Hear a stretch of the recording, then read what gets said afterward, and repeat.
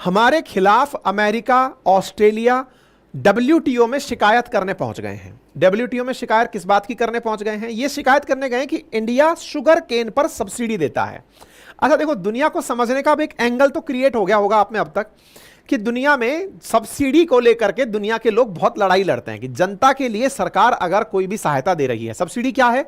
Subsidy का मतलब समझना कि अगर मुझे कोई सामान, मान लीजिए कि अगर मैं बाजार से बाजार मूल्य पर खरीदने कोई सामान गया, मान लो वो 100 रुपए किलो पड़ रहा था, मेरी पॉकेट अलाउ नहीं कर रही थी, सरकार ने कहा चिंता मत करो, आप 50 दे दो, 50 मैं अपनी जेब से दे दूंगा। वो जो 50 सरकार दे रही है वो सब्सिडी है, ठीक है ना। जैसे हमारे लिए जो हम जो पेस्टिसाइड्स डालते हैं या फर्टिलाइजर्स जो डालते हैं उसमें सरकार के द्वारा अपनी तरफ से सहायता दी जाती है, उसे हम फर्टिलाइजर सब्सिडी के नाम से जानते हैं, ठीक है। दूसरी तरफ से भी सब्सिडी देती है कई बार सरकार। कैसे?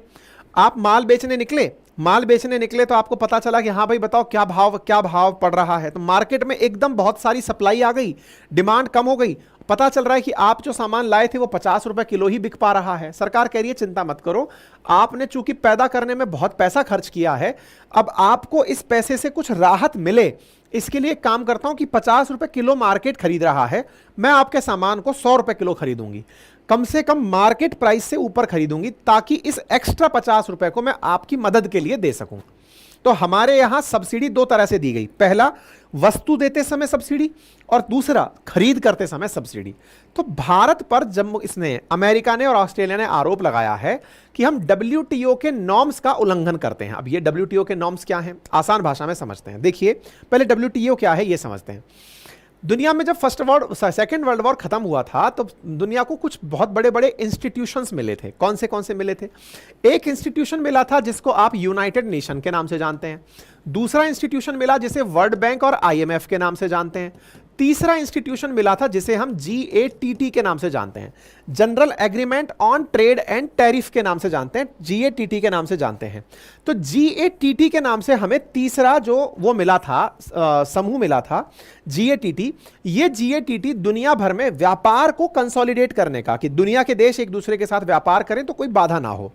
इसी जीएटीटी को 1995 में मराकेश समझौते के बाद में बदल दिया गया डब्ल्यूटीओ के अंदर, यानी वर्ल्ड ट्रेड ऑर्गेनाइजेशन के अंदर। आज यही वर्ल्ड ट्रेड ऑर्गेनाइजेशन इंडिया में एग्जिस्ट करता है, इंडिया में नहीं मतलब जिनेवा में एग्जिस्ट करता है, और दुनिया के देश व्यापार करने के लिए इसके साथ चलते हैं। अब यह करता क्या है डब्ल्यूटीओ? यह करता यह है कि दुनिया के देश जब आपस में एक दूसरे के साथ टेबल पर बैठे हों तो वो व्यापार करते समय ग्लोबलाइज फील करें। ग्लोबलाइज फील करें से क्या मतलब है? इसको ऐसे समझिए कि अगर मान लीजिए कि कोई देश है, उदाहरण के लिए मैं इसको ऐसे समझाना चाहूं कि ए और बी दो कंट्री मैंने आपको बताई, ए और बी दो कंट्री हैं। ए कंट्री के पास में बड़ी संख्या में, मतलब बहुत बड़ी मात्रा के अंदर गेहूं पैदा होता है, वीट पैदा होता है, और दूसरा देश है जिसके पास बड़ी मात्रा में कंप्यूटर पैदा होता है, यानी कि कंप्यूटर बनाते हैं, पैदा खेत से तो होता नहीं है, बनाते हैं। एक के पास गेहूं है और एक के पास कंप्यूटर है। अब दोनों को एक दूसरे की जरूरत है। जिसने कंप्यूटर बना लिए उसे गेहूं खाने के लिए चाहिए, जिसने गेहूं से पैसा कमा लिया उसे कंप्यूटर चलाने के लिए चाहिए। दोनों को एक दूसरे के साथ व्यापार करना है। अब ये दोनों देश अलग अलग हैं। ए देश बी देश को गेहूं बेचना चाहता है तो उसे लगता है कि गेहूं ज्यादा जरूरी है, जब तक खाएगा नहीं तो मर जाएगा। अब गेहूं ज्यादा जरूरी है ये तो समझ में आता है, लेकिन अगर मैं आपसे ये पूछ लूं कि आपके शरीर में सबसे महत्वपूर्ण अंग कौन सा है, तो आप क्या जवाब दीजिएगा? आपके शरीर में कान ज्यादा महत्वपूर्ण है, आंख ज्यादा महत्वपूर्ण है, पैर ज्यादा महत्वपूर्ण है? क्या आप प्रेफरेंस दे सकते हैं क्या शरीर में क्या ज्यादा महत्वपूर्ण है? ऐसे ही इंसान के जीवन यापन में महत्वता स्थापित नहीं की जा सकती कि अनाज सस्ता है इसलिए कम महत्व का है, कंप्यूटर महंगा है इसलिए ज्यादा महत्व का है। नहीं, जो जिस चीज में काम आएगा वो उस चीज में काम आएगा। ठीक है साहब। ऐसी स्थिति में अब जो हमारा वीट था, वीट अगर किसी दूसरे देश को भेजना है तो हमको क्या लगता है ना कि इससे बढ़िया पैसा कमाओ। बढ़िया पैसा कैसे कमाओ? हम इसको बेचने निकले तो इसने खरीदने के नाम पर हमें पैसा पेमेंट किया, वो पैसा हमारे पास आ गया।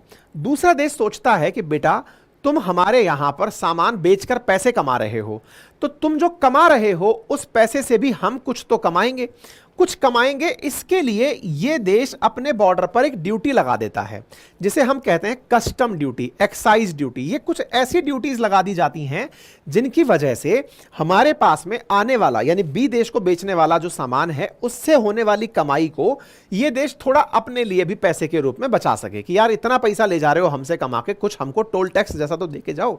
चलो हो गया। अब साहब अचानक एक दूसरे देश की एंट्री हो जाती है जिसका नाम सी है। वो सी नाम का देश भी गेहूं पैदा करता है। अब भाई साहब पूरा की पूरा रायता फैल गया। कैसे? ए देश भी गेहूं बेचता है, सी देश भी गेहूं बेचता है, और दोनों को ही बी को गेहूं बेचने हैं। ए जब बी को गेहूं बेचता है तो बेचते समय दिक्कत यह थी कि वो आराम से पैदा हुआ और यहां बेचने चला गया। अब यहां पर बी नामक देश को दो लोग बेचने के लिए मिल रहे हैं। ए है वो गेहूं बेच रहा है 20 रुपए किलो, और जो सी है ये बेच रहा है 15 रुपए किलो। अब मुझे ये बताओ कि बी किससे गेहूं खरीदेगा? बट ऑब्वियस सी बात है कि वो सी से गेहूं खरीदेगा क्योंकि सस्ता पड़ रहा है। लेकिन भाई साहब मैंने तो पैदावार कर ली थी इस तरह से कि मैं आपको बेच के पैसे कमाऊंगा, मेरा तो पूरा की पूरा मामला फेल हो गया। अब क्या करूं? आपके इस फेल हुए मामले से निपटने के लिए ही ए ने एक चालाकी चली। क्या चालाकी चली? उसने अपने किसानों से कहा कि एक काम करो, तुम लोग इस गेहूं को कम दामों में ही मुझे बेचो और उसके बदले में मैं तुम्हें खूब पैसा दूंगा, चिंता मत करो। उल्टा कर लो, गेहूं जो 20 रुपए किलो था इसकी सरकार ने जानबूझकर इसे 10 रुपए किलो कर दिया कि लो मैं 10 रुपए किलो बेचूंगा। घाटा उठा लिया। घाटा क्या किसान उठा पाएगा? क्या नहीं। तो फिर किसान को अपनी जेब से पैसा दे दिया कि ये पकड़ो पैसा, मैं दुनिया को 10 रुपए किलो बेचूंगा ताकि दुनिया में कोई और दूसरा प्लेयर ना बन पाए। घाटा अपनी जेब से उठा लिया, दैट मीन सब्सिडी खुद की जेब से दे दी। और करके क्या किया? बी को व्यापार में चैलेंज कर दिया सी से कि ले बेटे हटा, अपन बेचेंगे माल। अब आप सोचकर देखिए कि मेरे पास खूब सारा पैसा हो तो क्या मैं पूरी दुनिया के मार्केट को तहस नहस नहीं कर दूंगा? कर सकता हूं। और इसी चीज को रोकने के लिए WTO बनाया गया था। WTO ने कहा कि किसानों की सहायता करना किसी देश की मजबूरी हो सकता है। इसके लिए 2 क्राइटेरिया बनाए गए एग्रीमेंट ऑन एग्रीकल्चर पर। कौन कौन से?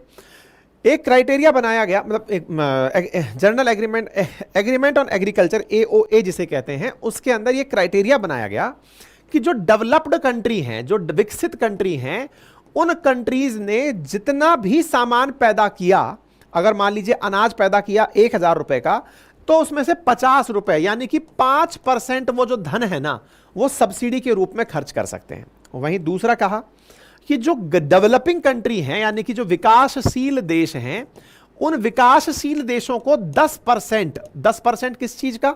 जितना उन्होंने सामान पैदा किया उसका 10% ही वो लोग मदद के रूप में दे सकते हैं। बात समझ में आई? यानी कि आप अपनी मर्जी से पूरा की पूरा अकाउंट लुटा करके दूसरे देश के व्यापार को अगर कब्जे में कर लिए तो दुनिया तो बर्बाद हो जाएगी। इससे बचने के लिए ऑप्शन दिया गया डेवलप्ड कंट्रीज को 5% का और डेवलपिंग कंट्रीज को 10% का। अगर आपको यहां तक कहानी समझ में आ गई है तो न्यूज समझ में आ जाएगी। न्यूज ये है, अमेरिका का और ऑस्ट्रेलिया का कहना है, न्यूज को पढ़ना और एकदम थम्सअप करना अगर बात समझ में आ जाए तो।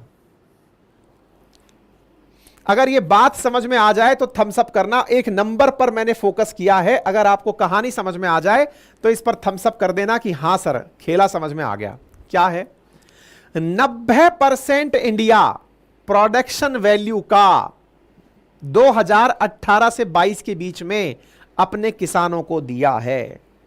यह शिकायत हुई है हमारी, यूएस और ऑस्ट्रेलिया ने मिलकर हमारी शिकायत की है। क्या अब आपको बात समझ में आई? क्या आपको यह कहानी समझ में आई कि हमारी शिकायत किस बात की हुई है कि ये लोग 90% अपनी कीमत का, प्रोडक्शन का किसको दे दिए हैं? किसानों को दे दिए हैं। इसकी शिकायत कहां की गई? वर्ल्ड ट्रेड ऑर्गेनाइजेशन में की गई। किसके खिलाफ की गई? इंडिया के खिलाफ की गई। क्या यह इंपॉर्टेंट है? हां जी, जीएस पेपर 3 के अंदर इकोनॉमिक डेवलपमेंट में बहुत मायने रखता है ये टाइटल। बोले साहब ये लोग ना सब्सिडी के नियम नहीं मान रहे। कौन से सब्सिडी के नियम? जो एग्रीकल्चर, मतलब एग्रीमेंट ऑन एग्रीकल्चर पर दिए गए हैं। बोले ये लोग वो नियम नहीं मान रहे, अपने किसानों को खूब सारा लाभ दे रहे हैं। बाय द वे मैं आपको बता दूं कि दुनिया में शुगर पैदा करने में भारत दूसरे नंबर पर आता है, और ऐसे समय पर शुगर केन प्रोड्यूसर्स में इंडिया का सेकंड लार्जेस्ट होना और शुगर के प्रोडक्शन के समय भारत किसानों को सहायता दे दे तो निश्चित ही व्यापार को तो हम प्रभावित कर ही देंगे। दुनिया के अंदर भारत जो है ना वो चीनी प्रोड्यूस खूब करता है, और उसमें से भी जो शुगर केन से प्रोड्यूस होने वाली है उसके अंदर लगभग आधा तो हम ही पैदा कर रहे हैं। इसी के कारण से आपको यह बात समझने योग्य बनती है। बाय द वे मैं आपको बता दूं कि इंडिया इंटरनेशनल शुगर ऑर्गेनाइजेशन का 2024 के अंदर चेयरपर्सन बना हुआ है। चीनी पर हमारा पूरा कंट्रोल है।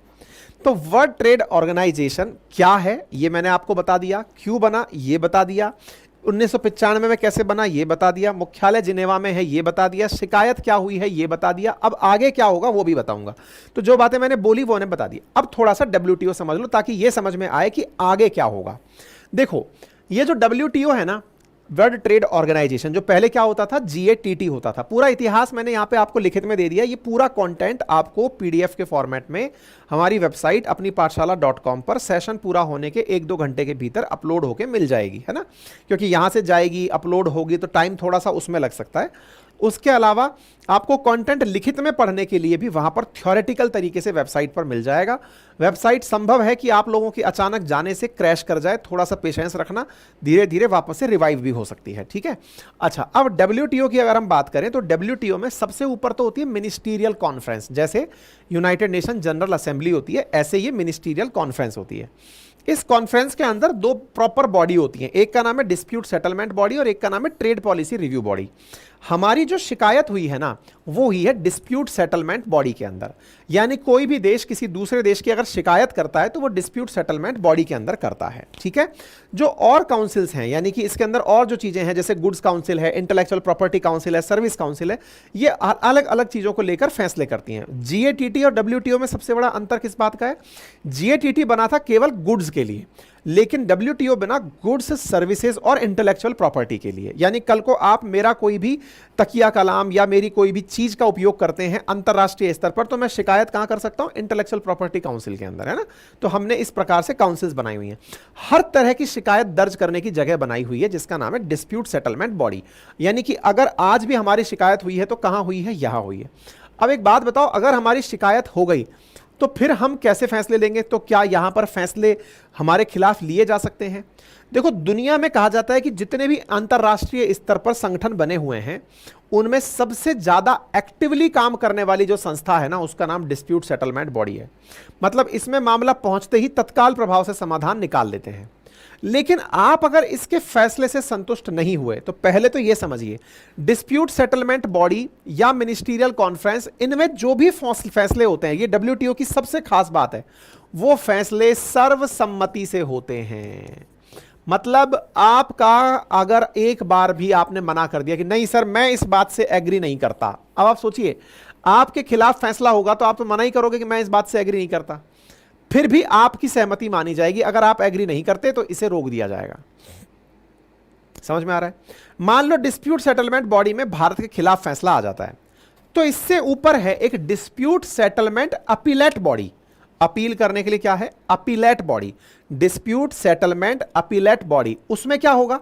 उसमें जाकर हम अपील कर सकते हैं। तो यहां पर तो हमारे खिलाफ शिकायत हो गई, इंडिया ने अपने लेवल पर अपीलेट बॉडी में पहले ही आवेदन कर दिया है।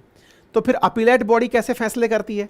अपीलेट बॉडी बहुत तेजी से फैसले करती है, बस मजबूरी यह है कि वो अभी तक बनी नहीं है।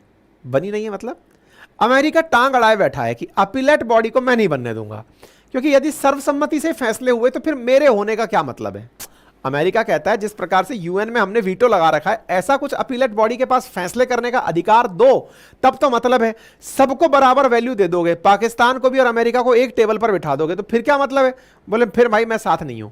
अपीलेट बॉडी में हमारा मामला पहुंच गया लेकिन फैसला हो नहीं सकता है, ठीक है। उम्मीद है आपको यह बात समझ में आ गई हो। अब बात सवाल निकल के आता है, सर एक बात बताओ, इन सब बातों को लेकर कहीं पर कोई समझौता जैसी चीज हुई थी क्या? बिल्कुल हुई थी। एग्रीमेंट ऑन एग्रीकल्चर हुआ था वर्ल्ड ट्रेड ऑर्गेनाइजेशन के अंदर। एग्रीमेंट और एग्रीकल्चर के अंदर ही हमने सब्सिडीज के 3 प्रकार डेवलप किए थे, जिनमें से एक सब्सिडी थी ग्रीन बॉक्स, एक थी अंबर बॉक्स, एक थी ब्लू बॉक्स। बहुत बार परीक्षाओं में यह सब्सिडी पूछी गई है।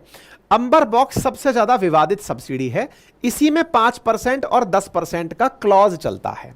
ये जो सब्सिडी है ये मतलब ये जो एग्रीमेंट ऑन एग्रीकल्चर है इसी के तहत डिस्कस की जाती है। एग्रीमेंट ऑन एग्रीकल्चर के अंदर ही हम 3 प्रकार की चीजें डिस्कस करते हैं। एक का नाम है मार्केट एक्सेस, एक का नाम है डोमेस्टिक सपोर्ट और एक का नाम है एक्सपोर्ट। ये जो डोमेस्टिक सपोर्ट है इसी के अंदर हम लोग बात करते हैं तीन प्रकार की सहायता की। तीन प्रकार की कौन सी सहायता? एक का नाम है सब्सिडी के अंदर ग्रीन बॉक्स सब्सिडी, अंबर बॉक्स सब्सिडी और ब्लू बॉक्स सब्सिडी। दुनिया में जो सब्सिडी अलाउड है वो कौन सी सब्सिडी अलाउड है जिसपे कोई व्यवधान नहीं है? वो है ग्रीन बॉक्स सब्सिडी। मतलब सरकार अपने स्तर पर अगर कल को नहर का निर्माण करे, अगर सरकार अपने स्तर पर कोई भी ऐसा कार्य करे जिसकी वजह से उन्हें लगता हो कि हां भाई हमने तो नहर बना दी, सरकार ने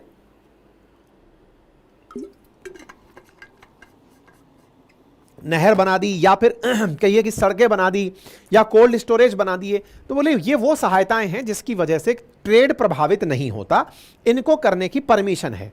अंबर बॉक्स में कहा गया कि ऐसी सहायता जिससे ट्रेड प्रभावित होता है लेकिन उसे करने की इसलिए परमिशन है क्योंकि इसके बिना दूसरे देश अपने किसानों की मदद नहीं कर पाएंगे, तो उसको नाम दिया गया अंबर बॉक्स। तीसरी है ब्लू बॉक्स, जिसको अभी रोका हुआ है, इस पर कोई एक्शन नहीं होता। ये वो सब्सिडी है जिसमें किसानों को पैदा ना करने का पैसा दिया जाता है कि भाई तुम रहने दो, पैदा मत करो, हम तुमको पैसा दे रहे हैं। वो अभी उस चीज के डिस्कशन में नहीं चलती है। तो अंबर बॉक्स सब्सिडी जो है इसमें 10% का लिमिट है और यही एग्रीकल्चर के अंदर जो एग्रीमेंट हुआ ना उस पर डिस्कस किया जाता है। ठीक है, तो एग्रीमेंट और एग्रीकल्चर के अंदर तीन प्रकार की चीजें डिस्कस की जाती हैं। उनमें डोमेस्टिक सपोर्ट को लेकर के विवाद हुआ है। डोमेस्टिक सपोर्ट जो हम लोगों ने द्वारा अपने किसानों को मदद दी जाती है उसके खिलाफ, ये कोई नया मामला नहीं है, पहले भी खूब हमारे खिलाफ शिकायतें हो चुकी हैं। ठीक है साहब, चलिए, तो हमारे खिलाफ शिकायत हो गई है, हम अपीलेट बॉडी में पहुंच गए हैं। अपीलेट बॉडी के अंदर अभी तक बैठक बैठी नहीं है, जैसे ही बैठेगी तो हम लोग वहां से इंडिया ने अपनी तरफ से इसमें आर्ग्यूमेंट क्या दिया है? इंडिया ने आर्ग्यूमेंट दिया है कि सर हम जो अपने किसानों को पैसा देते हैं ना वो असल में फेयर एंड रिम्यूनरेटिव प्राइसेस हैं, यानी कि हम अपने देश के लोगों को पैसा कैसे दें? जब हमारे यहाँ पे इतनी पैदावार हो रही है तो मांग और आपूर्ति के नियम के अनुसार आपको ये लगने लगेगा कि हमने सस्ती सामान को महंगे में खरीद लिया, लेकिन आप ये समझिए कि वो माल एक ही बार में पैदा होके आ रहा है, लेकिन उससे उस किसान का साल भर का जीवन चलना है। उस किसान क्या उससे मुनाफा लेकर के उसको अपने बच्चों की परवरिश और अपना जीवन यापन करना है। इसलिए हमारे द्वारा दी जाने वाली prices fair and remunerative prices होती हैं। हम उस व्यक्ति को पैसा इसलिए देते हैं सो दैट वो उस पैसे से, आप ये मत समझिए कि हम वस्तु की कीमत अदा कर रहे हैं, हमारे किसानों की कोई सेकंड आय नहीं है, वो किसानी करके ही पैसा कमा रहे हैं। तो हमारे द्वारा या तो एफआरपी के तहत पैसा दिया जाता है या फिर स्टेट के द्वारा किसानों की मदद करने के लिए पैसा दिया जाता है। ठीक है ना? और ये जो फेयर एंड रेम्यूनरेटिव प्राइसेस जिसको हम आप सब्सिडी कहते हैं या फिर हम लोग न्यूनतम समर्थन मूल्य के नाम से जानते हैं, बोले इसका डिसीजन करने के लिए भी बकायदा cabinet committee on economic affairs बैठती है, जो प्रॉपर तरीके से पहले मतलब एग्रीकल्चर की कॉस्ट और प्राइसेस को कमीशन से लेने के बाद ही फैसले करती है कि किस फसल पर कितना पैसा दिया जाए, ताकि किसान को न्यूनतम लागत तो मिल ही जाए, कम से कम उसका पैसा जो उसने खर्च किया है वो तो मिल ही जाए, उसके बाद वो अपना घर गृहस्थी चला पाए। ठीक है। दूसरा, बोले हम कई बार ऐसी कीमतें भी अदा करते हैं जो राज्य द्वारा प्रायोजित होती हैं अपने किसानों को बढ़ावा देने के लिए। बोले वो केवल और केवल उनके समर्थन के लिए, आप उसको 90% काउंट करते रहिए, हम अपीलेट बॉडी में जाएंगे तब जाकर बात कर लेंगे। ठीक है साहब, तो उम्मीद है कि आप लोगों को ये बात समझ में आ गई होगी किस तरह से काम होता है। ये मैंने आपको पूरी तरह से यहां पर बता दिया है। और पढ़ने वाले विद्यार्थियों के लिए मैं यही कहना चाहूंगा कि अगर आपको ये जो एक आज के सेशन से पता चला कि मुझे इकोनॉमिक्स आनी चाहिए, तो जाइए, मैंने बहुत बेहतरीन इकोनॉमिक्स पढ़ाई हुई है, मेरा रिकॉर्डेड बैच डला हुआ है अपनी पाठशाला एप्लीकेशन पर, वहां से जाकर के पूरे 1 साल की वैलिडिटी के साथ में 1499 में ले लीजिए। और हाँ, अगर आप पहले से जीएस फाउंडेशन बैच ले रखे हैं और 1 साल का और एक्सटेंशन चाहते हैं तो कूपन कोड यूज कर लेना, अंकित 50, 799 में ही उनको 1 साल की एक्सटेंशन के साथ मिल जाएगा। ठीक है ना? तो मतलब आपको धीरे धीरे ना खुद से ही रियलाइज होने लगेगा करंट अफेयर के बारे में। जो असली परिभाषा है वो इतनी सी ही है कि करंट अफेयर जो पढ़ा हुआ है, किताबों में जो लिखा हुआ है, उसके अतिरिक्त जो अपडेट हुआ है ना?